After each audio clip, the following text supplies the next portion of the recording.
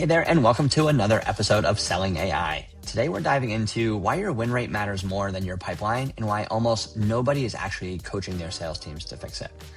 I have Sean Weaver on today's call. Sean is an international sales and leadership coach, the author of The Highly Trusted Advisor, and a trained therapist who's been coaching sales teams for over 30 years. Here's what makes this conversation interesting. Sean's an engineer by trade turned sales expert with a background in psychology, so a really fascinating combo. He doesn't just teach reps what they say, he gets into why buyers trust certain people and maybe ignore others. In today's episode with Sean, we dive into why companies think they're coaching their reps, developing them, but the data says they're not, and we're seeing a big drag on overall win rates. Why the promotion process for getting salespeople into managers is kind of broken because we're never training them, and how to shift your expertise to becoming like a trusted advisor that your buyers actually listen to. Great. All right, let's get into it. Welcome to the show, Sean. Great to be here. Warren, thank you for inviting me. It's great to be here. Awesome. Well, first, give us your background. You're trained as a marine engineer. You were out to sea, which I want to hear more about. And then you kind of built a 30-year career in sales coaching and training. Walk us through that journey and what pulled you towards this career. Well, as I said, I trained initially as a marine engineer and then went to sea as a merchant naval officer for a couple of years. And when I came ashore, I ended up going into the IT industry, working as a sales rep and then a sales manager and then a sales director. And then one day, a couple of guys from another company came and asked me, would you come and train our guys in how to sell? And I said, well, I've never trained anyone in my life. I wouldn't know what to do. And they said, no. Just teach them how you sell. That'd be great. And I went, how do I sell? And having trained as an engineer, obviously I apply my flow charts to my behaviors. I did a half day with their team, absolutely loved it. And within a year, I'd set up a training and coaching, a training company at the time, because coaching didn't exist prior to a couple of years after I got into the training business. That's awesome. It's a fun way to think about it. Being a good seller, not really knowing why, and then applying kind of like an engineer process background. Cool. You also kind of got your degree in psychotherapy and you've done some, hypnotherapy and these types of things. How did this type of training show up in how you coach? How'd that show up in your career? Yeah, I think I looked at I've got a background as an analytical hypnotherapist, as a psychotherapist, and a master of an area known as NLP or Neuro-Linguistic programming, which is all basically cognitive psychology. It's how we understand the world, how we engage.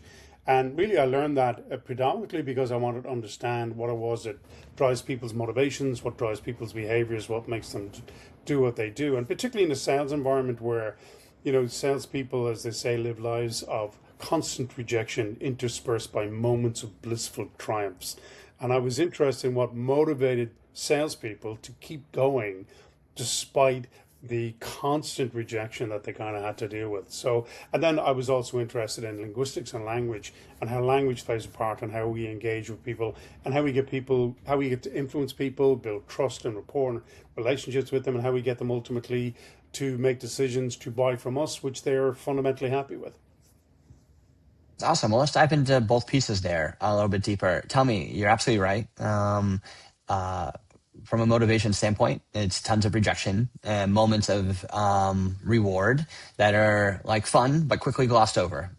Quarter changes or the calendar changes till tomorrow and you forget about that closed one. What motivates salespeople in between? What did you find? I think it's very different. Everybody's individual motivations. We all live with a thing called values, which are like emotional triggers. So certain types of personalities have values that relate around power, ambition, status, and you'll get quite a lot of high-performing, ambitious salespeople and leaders who are driven by that. Then you'll get others who are driven by variety, social engagement, friendships, networking. Again, they'll have a different style of sales, but it's very much about being focused around people. You'll get personalities who are driven by harmony and service and being of support to people. They're very much that advisor type role. And then others who are really just doing the sales. They work on the big sales because they like the complexity. They like the idea of the credibility required, the competence required, the detail required to get things over the line. So there's lots of different kinds of selling and different kinds of personalities are drawn to them based on what we call their values, their emotional triggers, what drives them to do what they do, what gives them purpose, if you will. Awesome. I'm very process driven myself, and I often try to look at behaviors as a process. So this conversation will go great for me. It's also a mini flaw of myself because it's not a linear flow chart. Sometimes it's much more fuzzy than that. But let's dive in a little bit deeper. Let's say I'm a sales manager. Do you have any ways that you coach sales managers on how they determine what those, like, let's say, intrinsic motivations are of their salespeople? How do you get to a point where you're kind of leaning into your individual team members and what they motivates them? I think the first problem is that when you're dealing with sales managers, they often only make the time to work with individuals when the individual's not performing. So there's a fundamental problem with sales management in general, whether it's a CEO, a CSO, a CRO, whatever, and sales managers actually getting to spend time with their people other than to correct errant behaviors.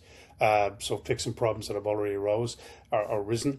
I think really good coaching, which they don't do, is about understanding the drivers as to why a person wants to work in that role and what for them is the value driven by that. Because if you can take time to understand their values, and there's a very simple methodology. In fact, it's a very simple process you would even use with a potential prospect or a client to identify what their values are about buying your service or your product. And you use exactly the same process to understand what drives that individual in terms of his or her their commitment to the job. If you can find out what they are, and then you align that to their career plan, I guarantee you'll get so much more out of that person. Yeah, it's fascinating. Is that process something you distill in 2 minutes on a podcast, or Yeah, is it? yeah, you can do Give it. me a little bit more. This is great. Cool. Well, I mean, if I were Yeah, sitting down with somebody on my sales team, and one of the things I would ask is, look, in terms of the future of your career over the next 12 months, what's most important to you, right? And then anything else. What else is important? And if there was one more thing, what might that be? So in a series of questions, what they'll do is they'll tell me, A, what's most important to them. So they might say money, right? And then they'll say, well, happiness, maybe freedom or security. And then they'll give me these large, what we call globalized words. Okay, now they're unique to them. You and I might use the same word, but it could be very different for what it means for us emotionally in terms of its resonance. But they'll give whatever these words are. Let's assume it's freedom and power and security and whatever, money, right? Then you find the order in which they're important. So once you find out what they are, you put them into the order. And then really all the sales manager or the sales coach or whatever has to do is let's explore freedom. What does freedom mean for you in this job? What is it about this job that can help you empower yourself and get more freedom in your life, right? Is it your working schedules? Is it having flexi time? Like what is it? What can we do to help you if you will make your targets happen?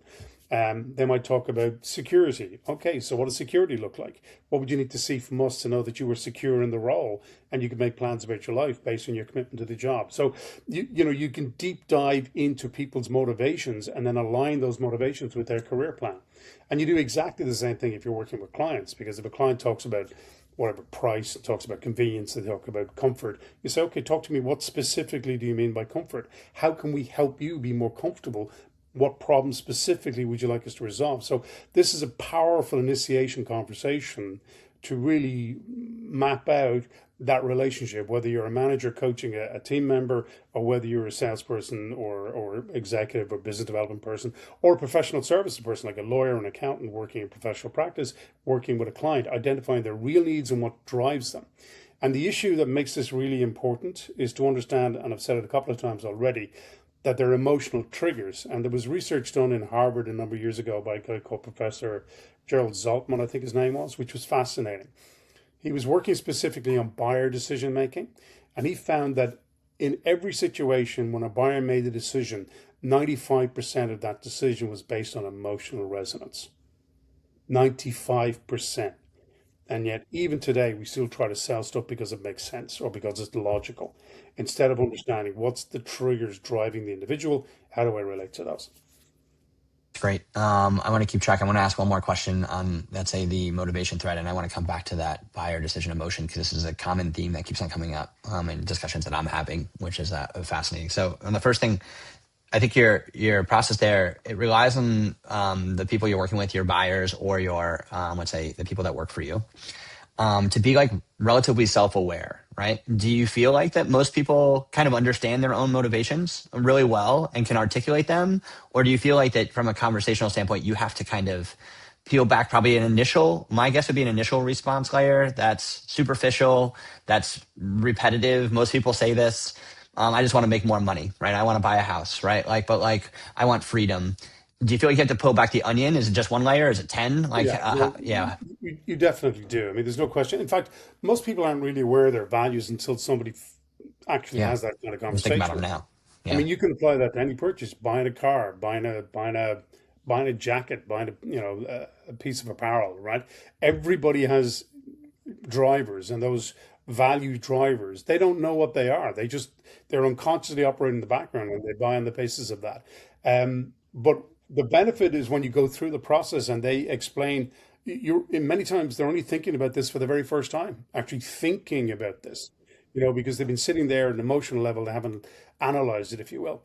But yeah, I mean, the whole purpose of getting that first thing is that you deep dive into it through a series of other questions to really understand their motivation and then align their motivation with you as a manager, or with the job, or with the role, or with the service or solution or product you want to provide to them.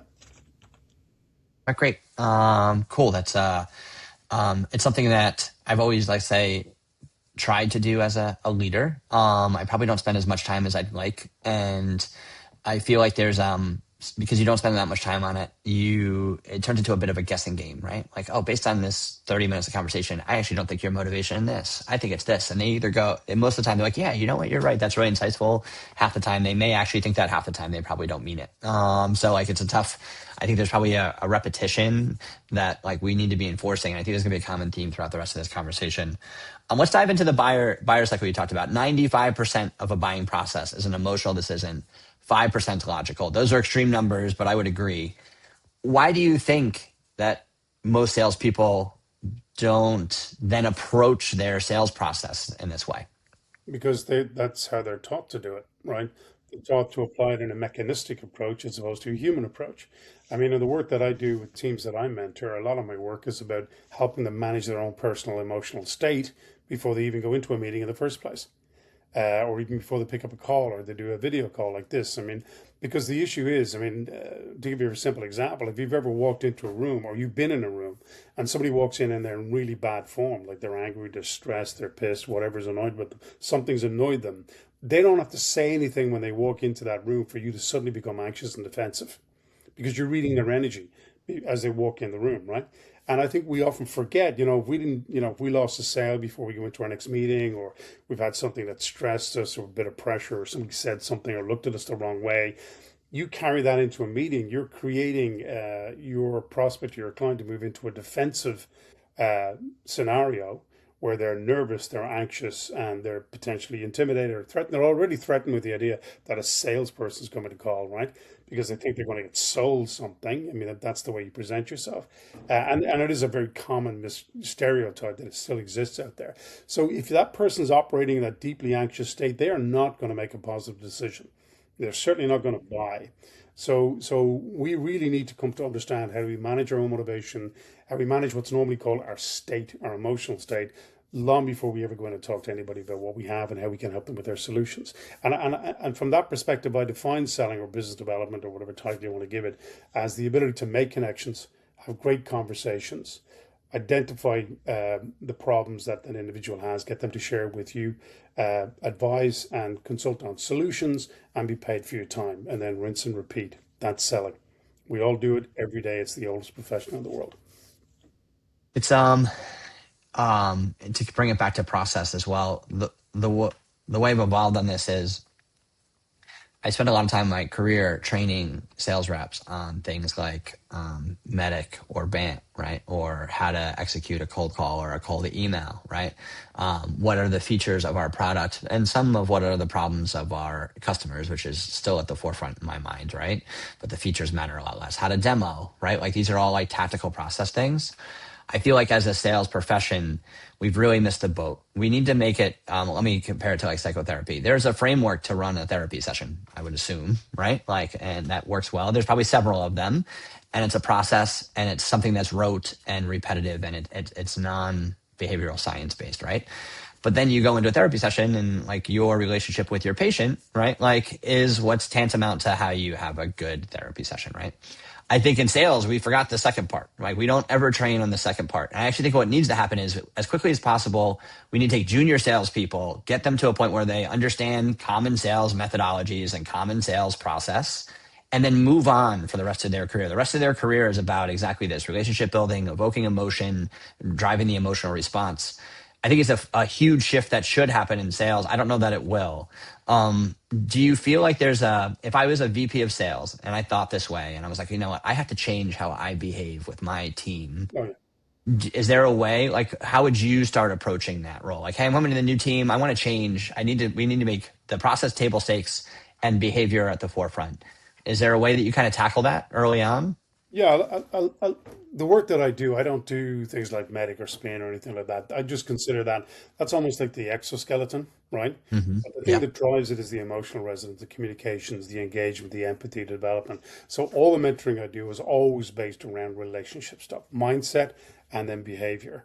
They're the fundamental things you need to get right because that it doesn't matter if you don't have a system anyway because you'll make the sale on the basis of the quality of the relationship. So I always emphasize this relationship concept and this idea of moving from being an expert to being an advisor. An expert sells expertise, but that's not what moves the dial anymore.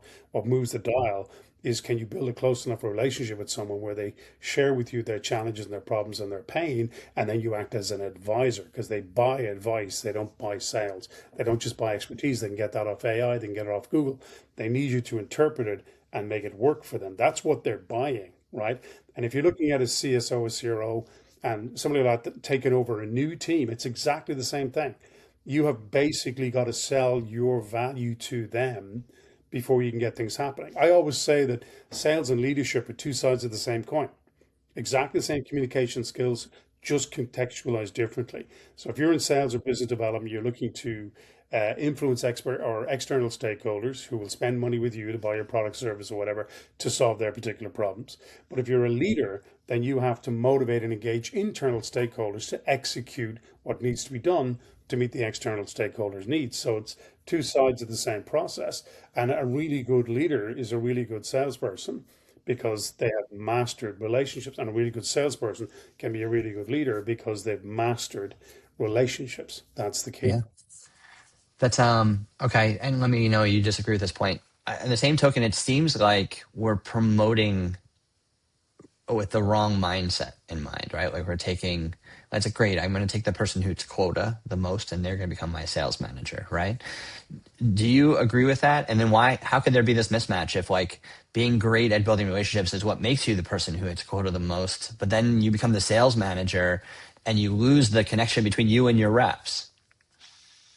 Yeah, I think there's a big problem. I mean, I think fundamentally the idea of promoting somebody who's really good at sales into a sales management role is with the always unexpressed hope that they're somehow going to model their behavior with their team, right? But then you load them with their own target on top of that, right? Okay. And Yeah. so they're now driven by to do their own target, and then hey, guess what happens? Your team's not getting mentored and coached and supported, right? So their performance starts to fall off. They're not closing effectively. They're not retaining business. So the guy has just been made, or the person who's just been made sales manager, is now working his her or their ass off to make up for the lack of Yeah. what's going on in the team.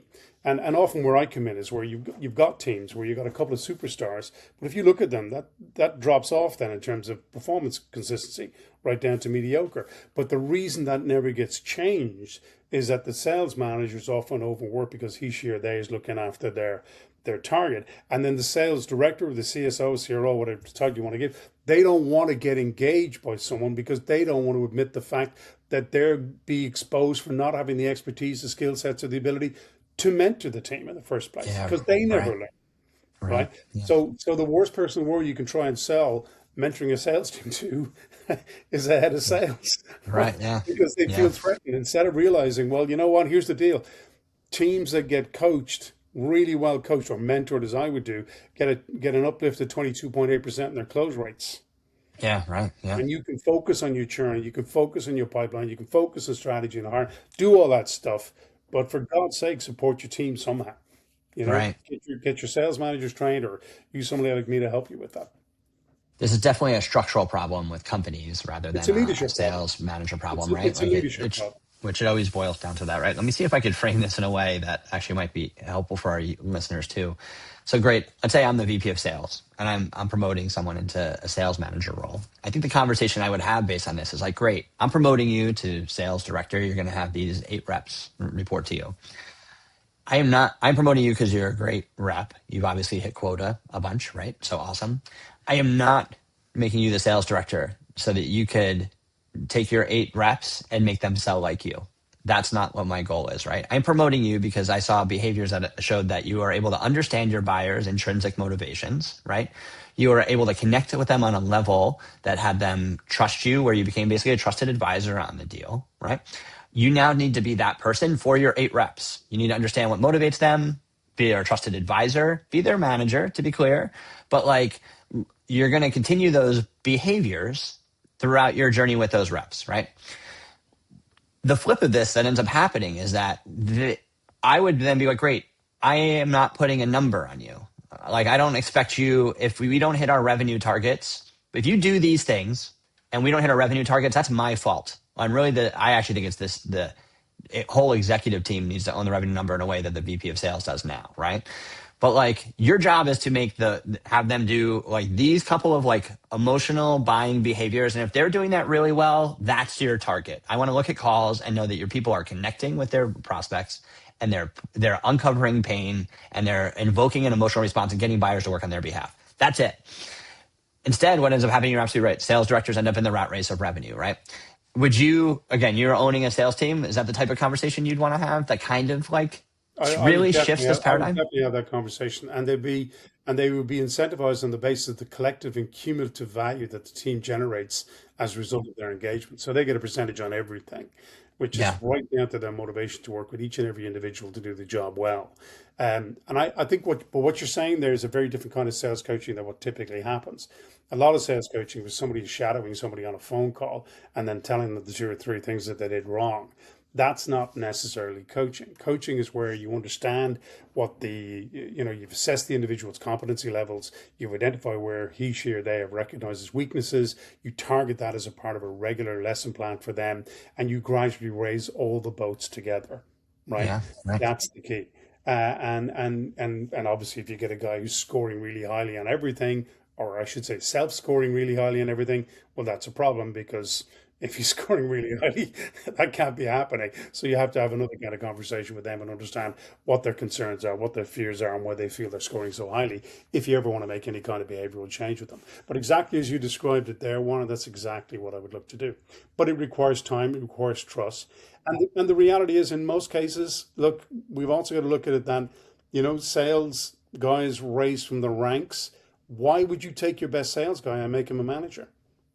It shouldn't, Right? right? But I mean, I know why, Yeah. and that Yeah. why is what's been with salespeople forever, is that we still have this ingrained concept that selling is a low status profession, right?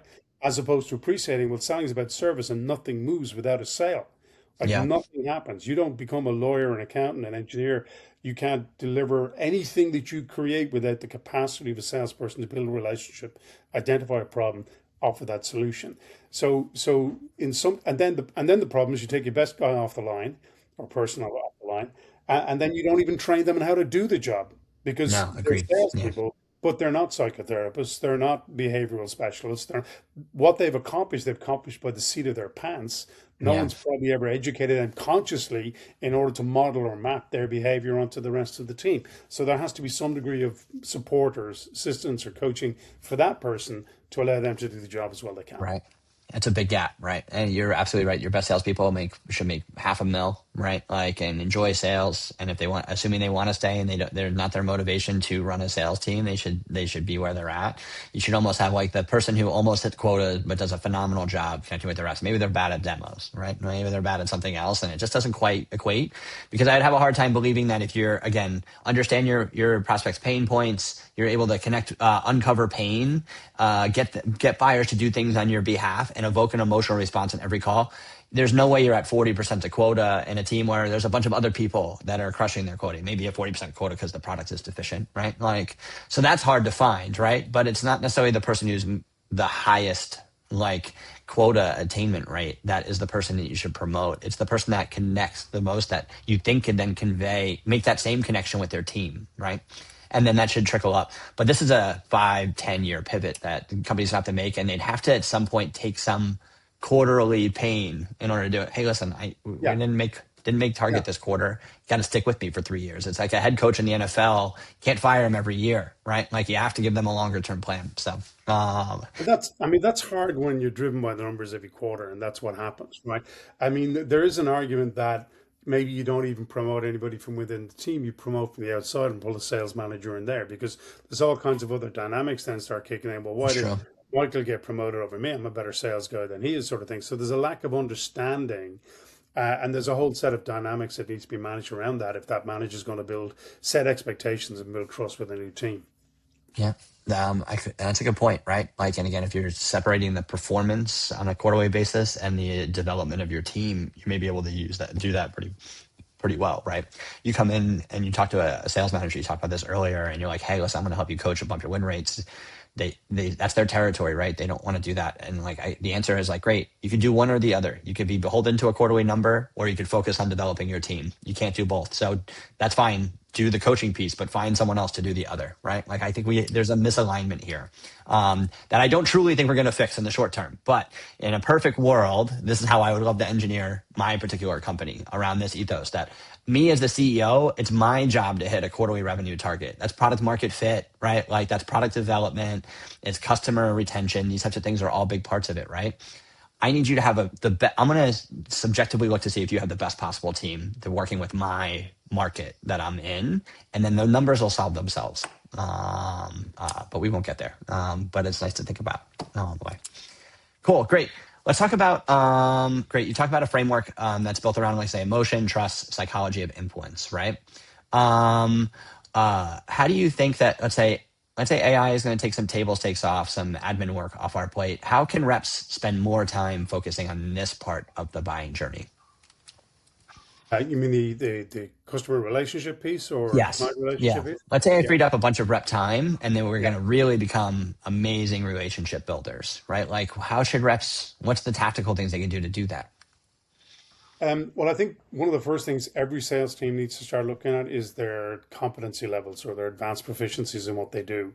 A lot of people think that salespeople are good conversationalists.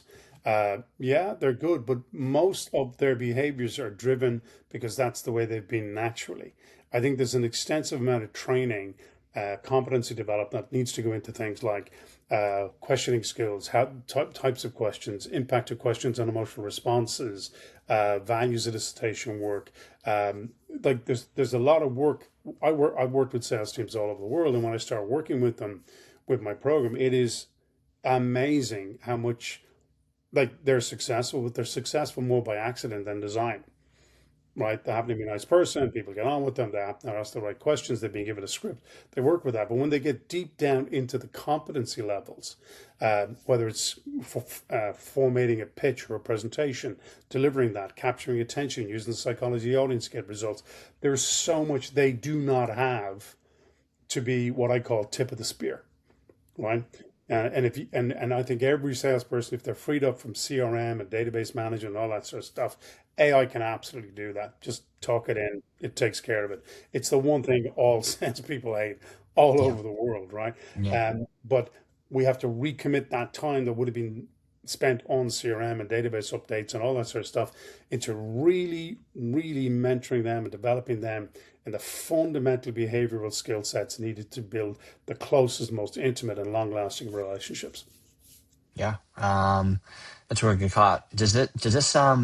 These types of competency frameworks, when you advise, let's say someone comes to you like, cause how should I hire? How should I interview?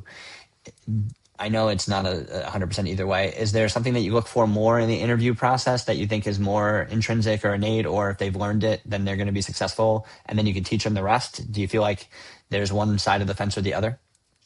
I mean, obviously, I mean, I don't specialize in interview recruitment sort of things, but one thing I would look for, I mean, I do 100% agree the old adage that you hire for attitude and train for aptitude.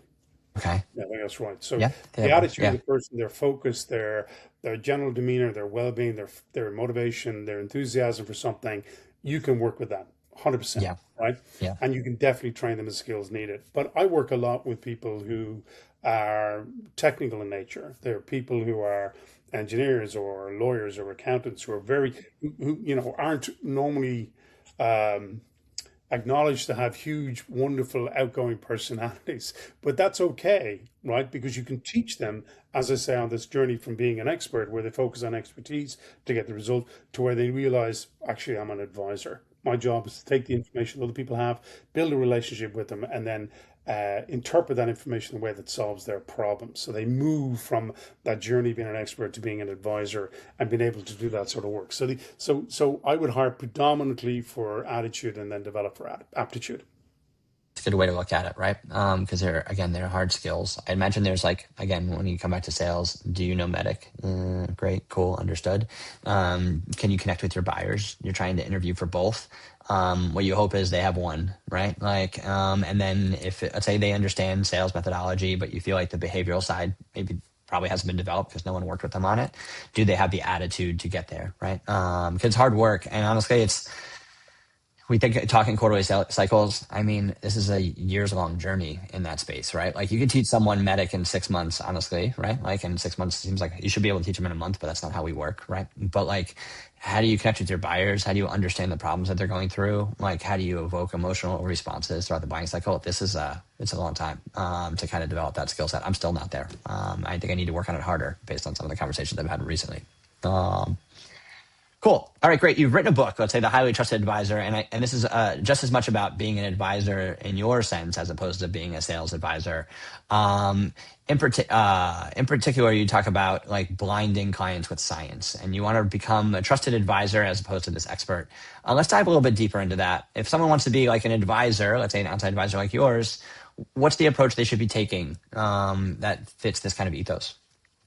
I think the first thing is they need to be solution focused rather than sales focused. So they need to put a lot of emphasis on building as close and intimate a relationship with the person as they can, which means they have to do a lot more listening than they do talking, which means that scripts have no place in that kind of process. Unless they're scripts about learning how to use questions to the absolute questions and suggestions, as I say, in order to guide outcomes. I mean, a lot of people aren't aware of the fact that there's lots of different types of questions which you need to learn how to use consciously. You've got answer assist questions, tag questions, state install questions, double binded referential questions, exploratory questions. Like a really well trained advisor slash salesperson slash advisor is competent in all of those, knows what they're doing, and knows exactly what the outcome is going to be. So they need to be outcome or solution focused to start off with first. And what they're not doing is they're not telling them all the stuff that we can do. What they're saying is, what's the need that you have? What do you currently understand? How do we match this up to give you the best solution? So it's really about a simple example. Let me give you a very simple example. If you take a legal firm, for example, right, you need to be, and this would be the same for accountants, lawyers, lots of different insurance actuaries, blah, et cetera, et cetera. You have to be an expert at the job to get the job, right? And if you take a legal firm, you've got to be good as an associate, a senior associate, legal director at doing the legal stuff. But if you want to be a partner, that's when you're going to learn an entirely different set of skills, which is all about client engagement, portfolio management, winning clients, retaining clients, close rates. That stuff doesn't happen. You go to bed one night, you wake up with all that capability, right? That is, you have to learn how to move from being that expert because your expertise doesn't matter anymore. What matters to me now is, can you solve my problems? Can I like you and know you would trust sufficiently to first of all share my problems with you, and then can you guide me on how to make it happen? You see, in the old days, and even now I see it, sales teams used to bring information to people. Look, here's the stuff, here's the brochure, here's all the things we can do. Clients don't care anymore. I've got AI, man. I can ask. I can find out a load of stuff about my problems, right? Where I need you is show me how what you use can interpret what I have to solve my problems. That's what I want. That's not a salesperson, that's an advisor. And that's a very different type of status. And actually, if I work with sales teams, I'd ask them, what are the stereotypical words you'd associate with a salesperson? What's the typical stereotypical world? And certainly in this part of the world, and I'm sure it might be the same in your part of the world, they'd say things like, overly confident, right? Untrustworthy, smarmy. I don't know whether that's a word where you come from, but you know what I mean? It's like We're not talking about the most trustworthy people in the world here. And these are sales teams. I'm saying, Right. no Yeah. wonder you get nervous. This is what you're telling me, right? Yeah. And then I Right. That's say, funny. well, give me the words you associate with being an advisor. And immediately they'll say trusted, they'll say guide, they'll say knowledgeable. So I think we need to change the perception our salespeople have about what they do and remind them the fundamental meaning of sales is to be of service. That's the fundamental job. That's the root word of selling is it means to be of service to people. And to be of service, you got to listen and find out what the problem is and then provide the right kind of a solution. That's a good observation of the self perception of like salespeople. It probably fundamentally like creates a disconnection between what should actually happen, right? So like this is how you feel, and it's a good juxtaposition to the advisor side of things, right? Like you wouldn't speak about an advisor that way. Again, I feel like teams know this, right? Like salespeople know that the way I've kind of framed it to salespeople is you can't convince anybody to do anything, right? Like I can't convince my 4-year-old son or my wife to change their mind. No one's changed my mind in several years. Maybe this podcast did. But you don't change anyone's mind, right? Like I don't know what to tell you, right? Like you're not there to convince them of something. You're there to figure out if they have, and really their biggest problem, maybe their second biggest problem, if you guys can work together to help them solve that somewhat, right? And if you can do, we'll all make money and be happy and have angry relationships. And if you don't, you should move on, right? Like to somebody else that you can help, Correct. right? Absolutely. Yeah. That's I think one more question here that I love to dive into. Let's talk about NLP a little bit, the linguistic programming. Tell me a little bit more about that, and tell me how you use that in training, or how a sales rep should use that kind of mindset when they're developing themselves. Well, I think the first thing I should say, I don't train people in hypnosis and I don't train people in NLP, but I use elements of those particular branches in order to help people. So, for example, NLP means neuro linguistic programming. So, linguistics is language, impacting on the neurology, which is the way we think and feel, and impacting on the programming, the outcome that we have as a result of that particular process, right? And as a field of study, it came originally from a vaster field of hypnosis or the understanding of engaging and working with the unconscious side of the mind. So the areas that I apply, I build it into my mentoring programs and team mentoring programs, would be, for example, the importance of using language, right?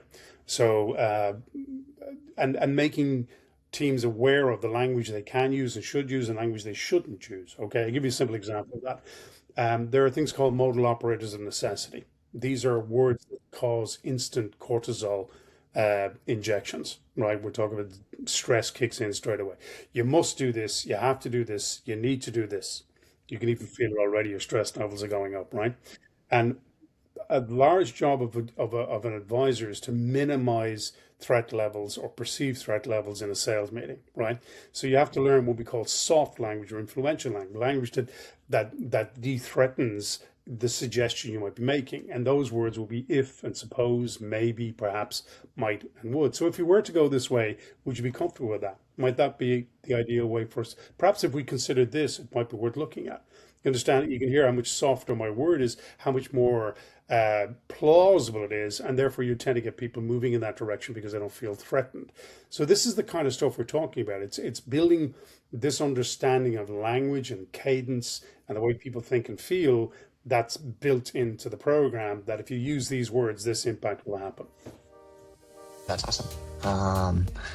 That's fascinating. Okay, great. Well, Sean, this has been a great conversation. To wrap up, where could people find you? If they wanted to work with you, if they want to read more about the way you kind of work, where would they find you?